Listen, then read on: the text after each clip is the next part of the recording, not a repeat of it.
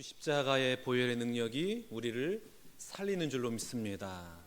여러분이 한 주간도 그 예수의 보혈의 능력을 경험하고 그 예수의 보혈의 십자가를 전하며 나아가는 여러분 모두가 다 되시기를 주님의 이름으로 축복합니다.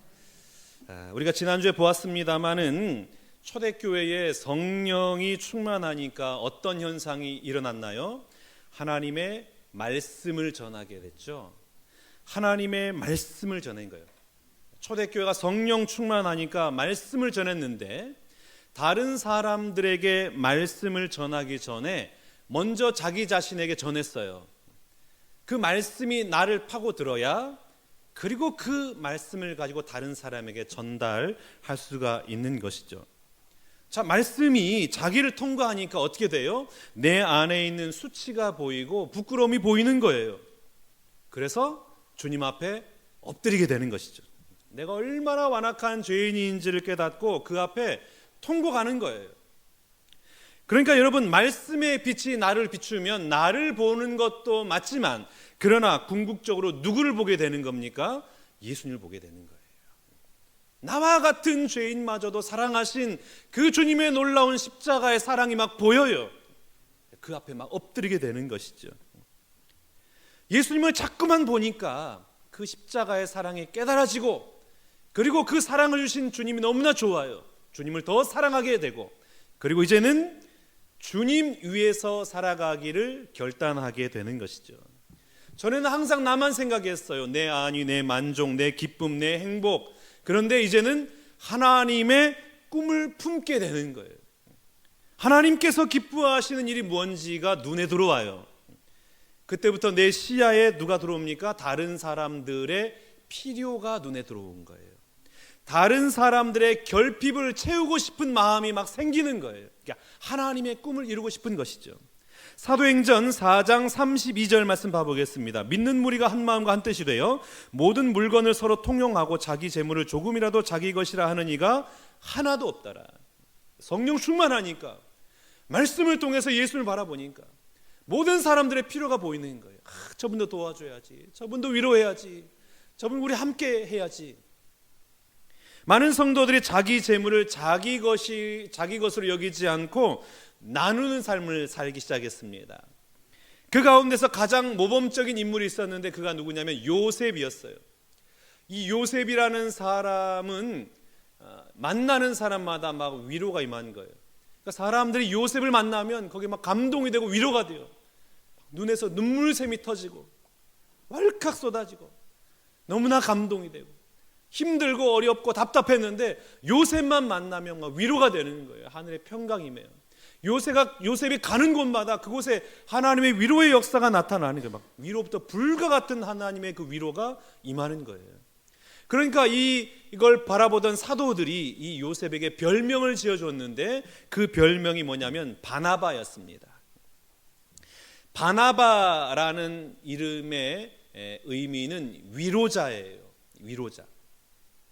그러니까 요셉이 가는 곳마다 위로가 임했어요. 저는 바나바다. 그래서 그 이후로도 이 사람의 이름은 요셉이 아니라 바나바가 됐어요. 위로하는 거예요. 우리 교회 안에 수많은 바나바가 등장할 수 있기를 축복합니다. 저는 여러분 때문에 많은 사람들이 위로를 받았으면 좋겠어요. 내가 만나는 사람마다 내가 머무르는 그곳에 하늘의 위로가 임하고 분열과 갈등과 미움과 증오가 가득했던 그곳에 한 마음과 한 뜻이 되게 하는 그 위로의 사역을 감당하는 여러분 모두가 다 되시기를 주님의 이름으로 축복합니다. 초대교회가 성령 충만하니까 말씀의 은혜가 임하니까 사람들이 살아나요. 한 마음과 한 뜻이 되어가지고 서로 기뻐하고 오로지 구원의 복음을 증거하고 나아갑니다. 그러니까 초대교회가 놀랍도록 부흥이 된 거예요. 막 부흥됐어요. 그런데 여러분, 성령 충만함의 역사가 있는 곳에는 반드시 무슨 일이 일어날까요? 마귀의 역사가 일어납니다. 교회가 말씀으로 꿈틀거리고 살아나려고 하면, 교회가 부흥의 기반을 마련하려고 하면 마귀가 절대로 가만히 있지 않아요.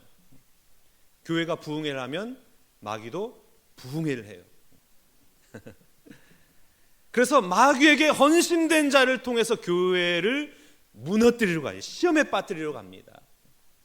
이 마귀 부흥의 헌신자가 있어요. 부흥에 참석해가지고 그냥 코가 깨가지고 너무나 감동받고 은혜 받아가지고 이 부흥의 헌신자가 있었는데 그가 누구냐면 아나니아와 삽비라입니다.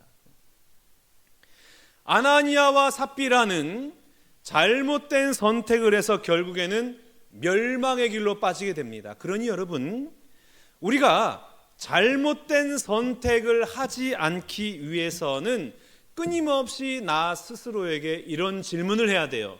그 질문의 첫 번째가 무엇이냐면 나의 행동의 동기는 무엇인가? 이거 물어야 돼요. 내가 원하는 일이라고, 내가 좋아하는 일이라고, 나에게 유익된 일이라고 무조건 할 것이 아니라 물어야 돼요.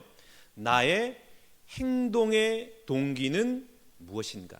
오늘 본문 1절과 2절 말씀 봐보겠습니다. 아나니아라 하는 사람이 그의 아내 삽비라와 더불어 소유를 팔아 그 값에서 얼마를 감춤해 그 아내도 알더라. 얼마만 가져다가 사도들의 발 앞에 뒀더라.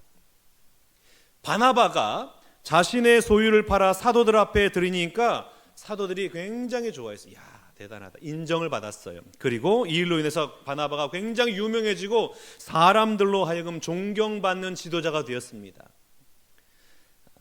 바나바를 굉장히 부러워했던 부부가 아나니아와 삽비라 부부였어요. 왜 바나바만 저렇게 유명해지고 존경을 받아야 되는가? 그래서 이 부부도 자신들의 소유를 팔아서 사도들 발 앞에 두게 됩니다. 무엇을 위해서요? 사도들로부터 인정받고 모든 성도들로부터 존경과 칭찬을 받기 위해서 자신들의 소유를 팔아 교회에 드리게 된 거예요. 그런데 막상 드리려다 보니까, 다 바치려다 보니까 아까워요. 이걸 전부 다 내놓으면 내 삶에 지장이 있을 것 같아요. 그래서 전부를 바치는 자라라는 그 명성은 듣고 싶고, 그리고 동시에 내 안전도 지키고 싶어서 얼마를 빼돌리죠. 그리고 나머지 얼마를 사도들 앞에 바치게 됩니다. 이걸 안 베드로가 이 사람을 향하여 이렇게 말을 하죠. 3절 말씀입니다. 베드로가 이르되 아나니아여 어찌하여 사탄이 내 마음에 가득하여 내가 성령을 속이고 땅값 얼마를 감추었느냐. 그러니까 여러분, 이 아나니아와 삽비라의 행동은 어떤 것에 의한 결과입니까? 사탄이 마음에 가득해서 사탄 마귀 충만한 결과라는 거예요. 그 이유가 뭐예요?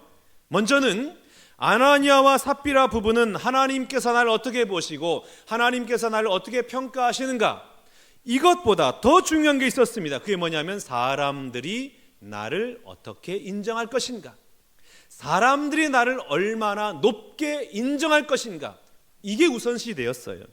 그러니까 이 부부는 하나님의 평가보다도 사람들의 평가가 훨씬 더 중요했던 겁니다. 그래서 밭을 팔아서 하나님 앞에 드리면서 하나님을 기쁘시게 하기보다는 사람들에게 과시하기를 원했어요. 사람들에게 인정받기를 원했어요. 그래서 판값의 일부를 바치고 나머지 일부는 자기들이 가지면서 모두 바친 것처럼 그렇게 행동을 한 것입니다. 성경은 이것을 두고 성령을 속였다라고 책망을 하고 있습니다. 여러분, 우리가 하고 있는 봉사와 헌신은 무엇일까요? 주님 대신 내가 일을 하는 것, 그게 봉사가 헌신이 아닙니다. 주님이 나를 통해서 일하시도록 하는 것이 봉사요 헌신이에요. 그러니까 내가 드러나는 게 아니에요. 누가 드러나요? 주님이 드러나는 거예요.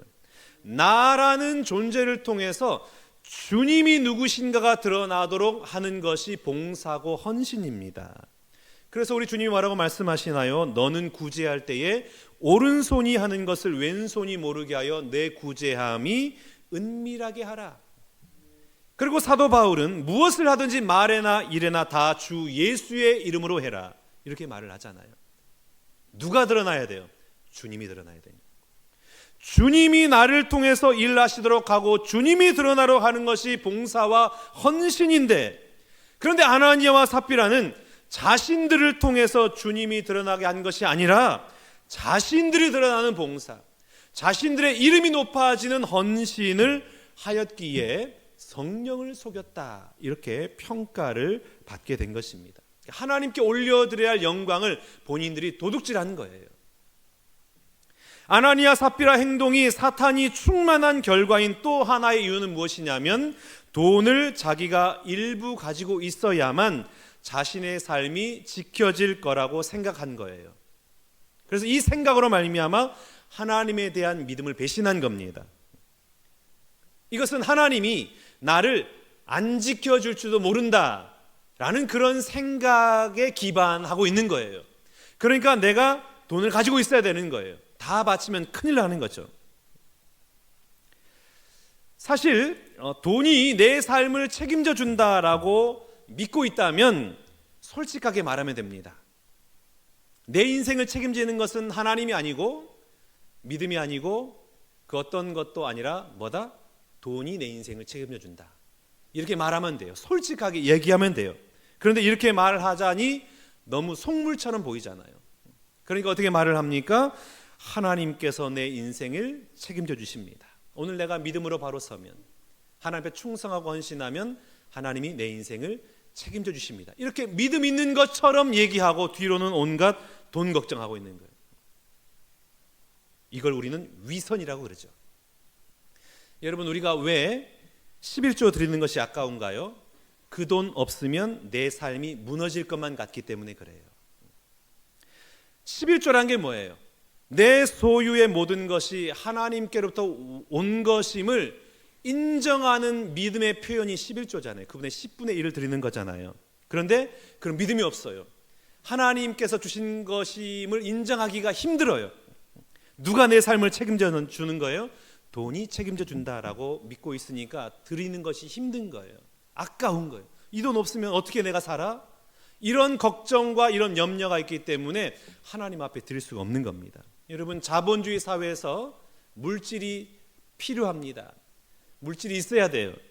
오늘 예배하는 여러분 모두 가운데 그 물질의 풍요로움과 물질의 풍성함이 임하시기를 축복합니다. 참 잘 됐으면 좋겠어요. 정말요.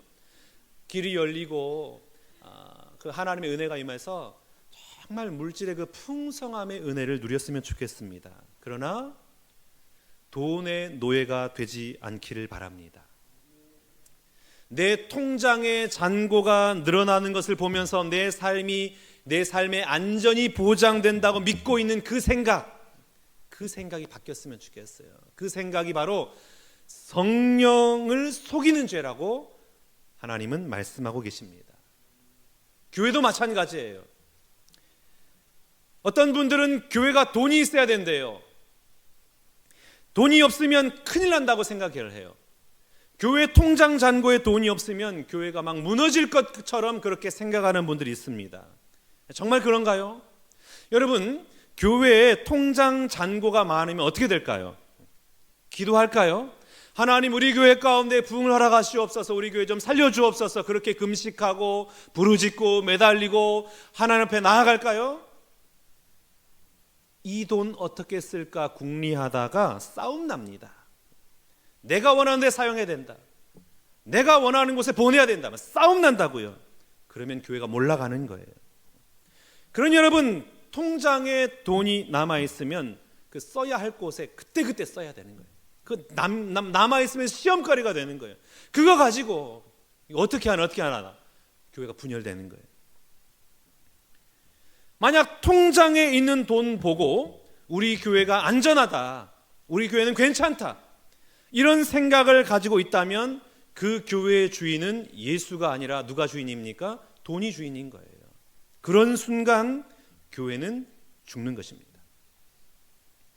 오늘 보면 4절 말씀 한번 봐보겠습니다. 땅이 그대로 있을 때에는 내 땅이 아니며 판 후에도 내 마음대로 할 수가 없더냐? 어찌하여 이 일을 내 마음에 두었느냐? 사람에게 거짓말한 것이 아니요 하나님께로다. 이 말은 무슨 의미입니까? 베드로가 말한 거예요. 땅을 판 후에 마음이 바뀌었어요.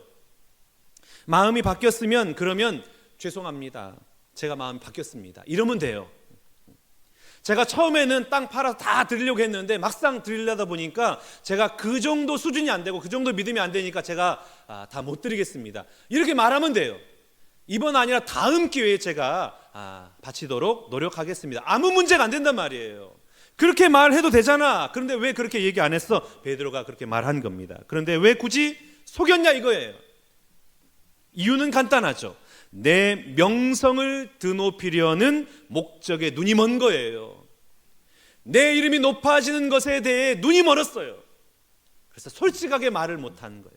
그리고 하나님을 신뢰하지 못했기 때문이에요.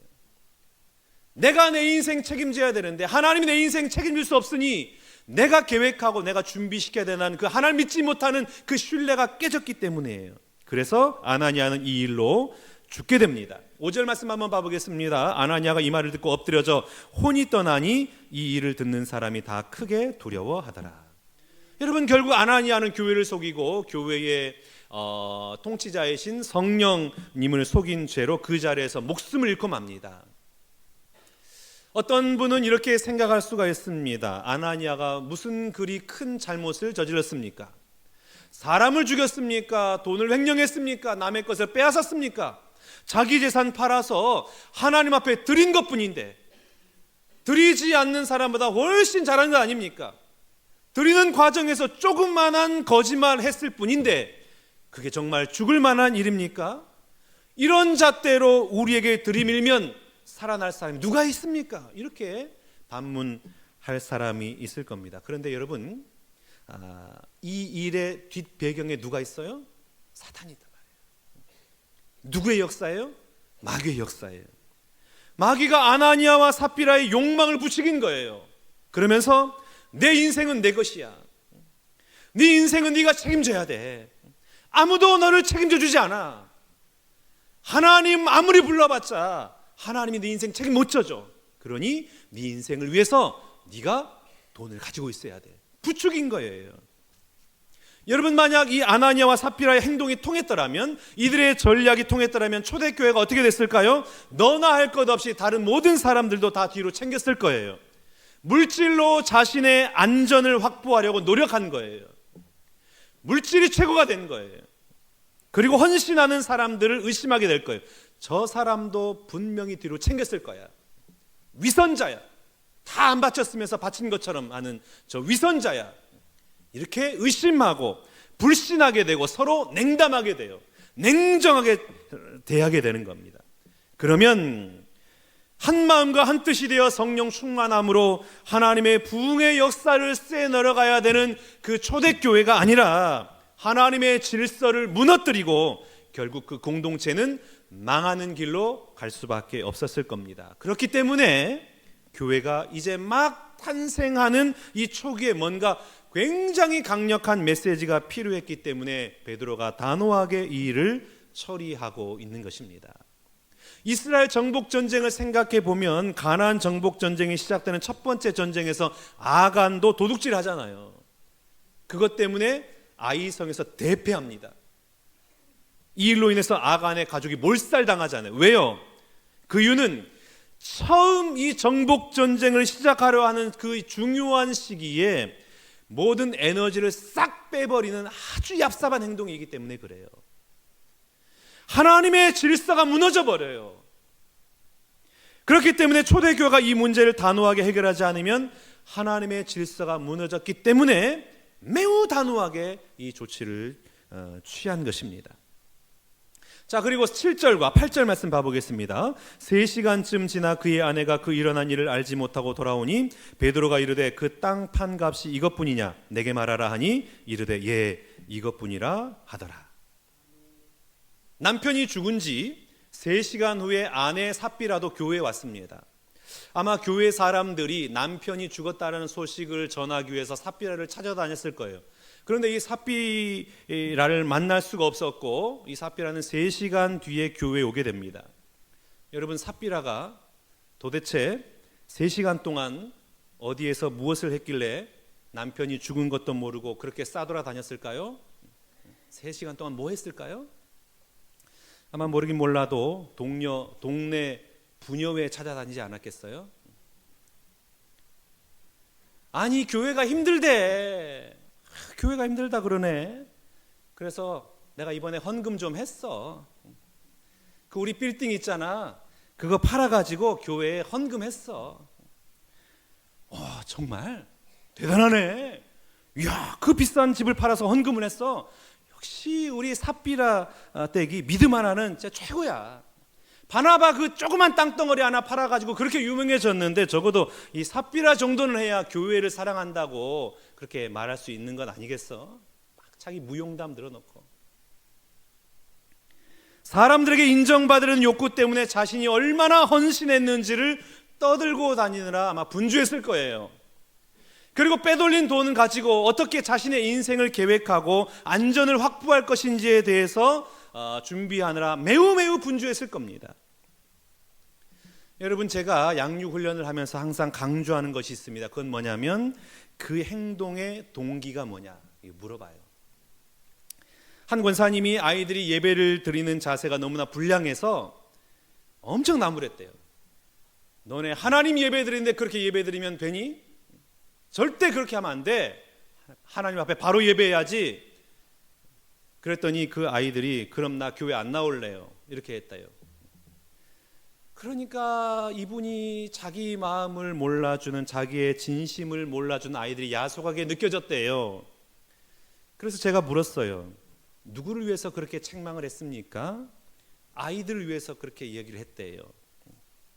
정말 아이들이 예배를 바르게 잘 드리고 하나님 만나길 원하는 마음으로 했습니까? 아니면 내가 원하는 예배의 모습이 아니기 때문에 내 마음이 틀어져서 화를 낸 겁니까? 이렇게 물어봤더니 듣고 보니까 제 마음에 들지 않는 모습 때문에 제가 화가 나서 아이들을 나무란 것 같습니다.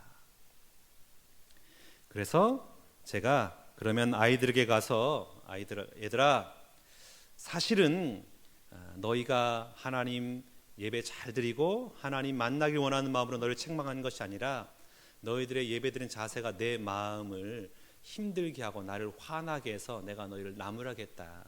그런 나를 용서해다오.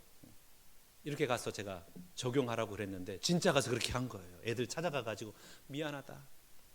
사실은 너희가 예배자로 되고 너희가 잘 되기를 바라는 마음으로 너희에게 책망한 것이 아니라 내 마음이 삐뚤어지고 내 마음이 힘들어서 너희에게 화냈다. 미안하다. 나를 용서해다오.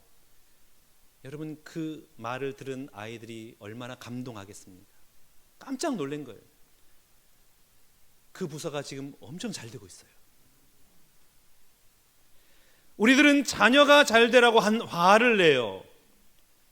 다 너 잘 되라고 하는 소리야. 화를 낸단 말이에요. 교회가 바로 서게 한다고 거룩한 분노를 한대요. 정말 그런가요? 여러분, 정말 자녀들이 잘 되기를 위해서 화를 내고 있습니까? 아니면 내가 생각하는 모습이 아니기 때문에, 내가 기대하는 모습이 아니기 때문에, 내가 화가 났기 때문에 그 화를 표출하고 있는 겁니까?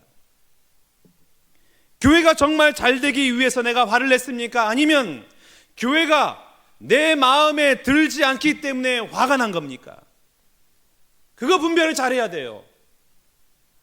여러분, 말씀에 비추어 보면 내 자신의 행동의 동기가 무엇인지를 밝히 볼 수가 있어요. 아나니아와 삽비라가 왜 그토록 사람들 앞에 인정받기 원했고 자신들의 안위를 걱정했을까요? 예수님을 몰랐기 때문에 그래요.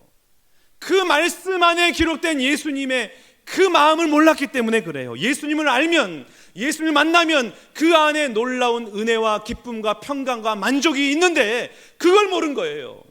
골로새서 2장 3절 말씀 봐보겠습니다. 그 안에는 지혜와 지식의 모든 보화가 감추어져 있느니라. 모든 보화가 감추어져 있어요. 예수님을 만나기만 하면 놀라운 보화가 임하는 거예요. 오늘 예배하는 여러분 모두 가운데 이 놀라운 보화를 경험하시기를 축복합니다. 그 말씀 속에서 그 보화를 좀 만났으면 좋겠어요. 그래서 더 이상 내가 사람들로부터 인정받기 위해서 구걸하지 않아도 되고, 내 인생, 내 안전을 내가 책임지려고 그렇게 동분서지 않아도 되는 그 놀라운 하나님의 은혜와 평강과 만족과 기쁨이 임하는 것을 말씀을 통해서 경험할 수 있기를 바랍니다. 말씀을 통해서 세상이 줄 수 없는 하나님이 주시는 참된 평강과 기쁨을 누리는 여러분 모두가 다 되시기를 주님의 이름으로 축원합니다. 자, 두 번째는 우리가 질문해야 될 것이 있어요. 그 질문은 뭐냐면, 나는 자녀들에게 어떤 사람으로 기억될 것인가? 이 질문 하셔야 돼요. 6절 말씀만 봐보겠습니다. 젊은 사람들이 일어나 시신을 싸서 메고 나가 장사하니라. 10절 말씀도 보겠습니다. 곧 그가 베드로의 발 앞에 엎드려져 혼이 떠난지라 젊은 사람들이 들어와 죽은 것을 보고 메어다가 그의 남편 곁에 장사하더라. 여러분, 누가복음은 아나니아와 삽비라 죽음을 기록하면서 의도적으로 반복하며 강조하는 단어가 있습니다. 그 단어가 뭘까요? 젊은 사람들이에요. 그냥 사람들이 와서 메어 나가니라 이렇게 기록해도 되잖아요. 성도들이 와서 메어 나가니 얼마든지 이렇게 기록할 수 있습니다. 굳이 젊은 사람들이라는 말을 2번이나 반복하면서 강조하고 있어요. 젊은 사람들이 시신을 메고 나가니라. 그러니까 여러분, 이 아나니아와 삽비라 사건을 통해서 젊은 사람들이 큰 도전을 받은 거예요. 젊은 사람들에게 커다란 영향력이 임했던 겁니다. 여러분, 아나니아와 삽비라가 나의 이런 믿음 없는 모습을 내 자녀들이 보면 어떻게 나를 기억할까? 이것 한번 생각했으면 어떻게 됐을까요? 아나니아와 삽비라는 자신들의 명예가 높아지고 자신들의 안전을 보장받는 것에만 관심이 있었어요. 다른 것에는 관심이 없어요. 그러니까 내 삶을 통하여 젊은 사람들이 도전을 받고 믿음의 사람으로 우뚝 서는 것을 보는 것은 그들의 관심사가 아니었어요. 우리 애들 알아서 잘 되겠지 지 인생 지가 알아서 책임지는 거겠지 그리고 나의 명예, 나의 만족, 나의 편안함, 나만을 생각하는 거예요. 그러니까 잘못된 선택을 하는 거예요. 여러분, 젊은 사람들이 무슨 생각하며 이들의 시신을 옮겼을까요?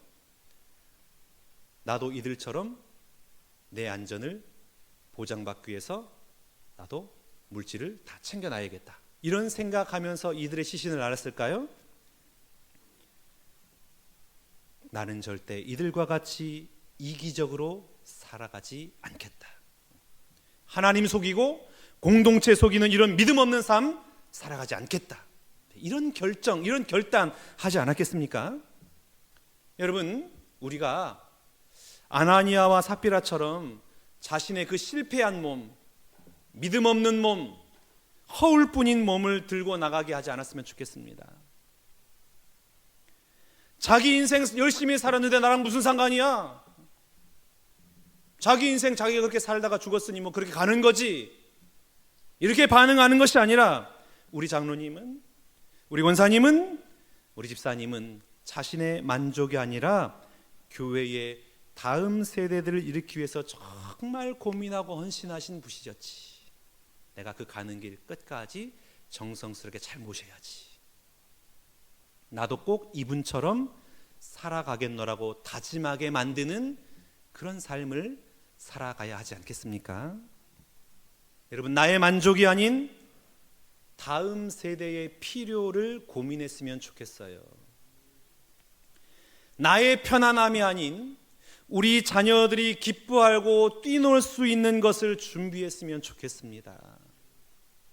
나는 그렇게 살지 못했지만 우리 자녀들만이라도, 우리의 다음 세대는 마음껏 예배하고 마음껏 하나님의 꿈과 비전을 품고 마음껏 교회를 자랑하며 전도할 수 있는 그런 삶을 살아가도록, 이런 말을 할 수 있는 그런 준비를 우리가 했으면 좋겠습니다. 사랑하는 우리 신관계 성도 여러분, 부디 여러분의 믿음을 말씀으로 잘 지켜나갈 수 있길 바랍니다. 그리고 우리의 자녀들, 믿음의 다음 세대를 일으키기 위해서 기도하고 준비하여서 하나님의 아름다운 교회 공동체를 만들어 나가는 우리 모든 신관계 성도님들 다 되시기를 주님의 이름으로 축원합니다.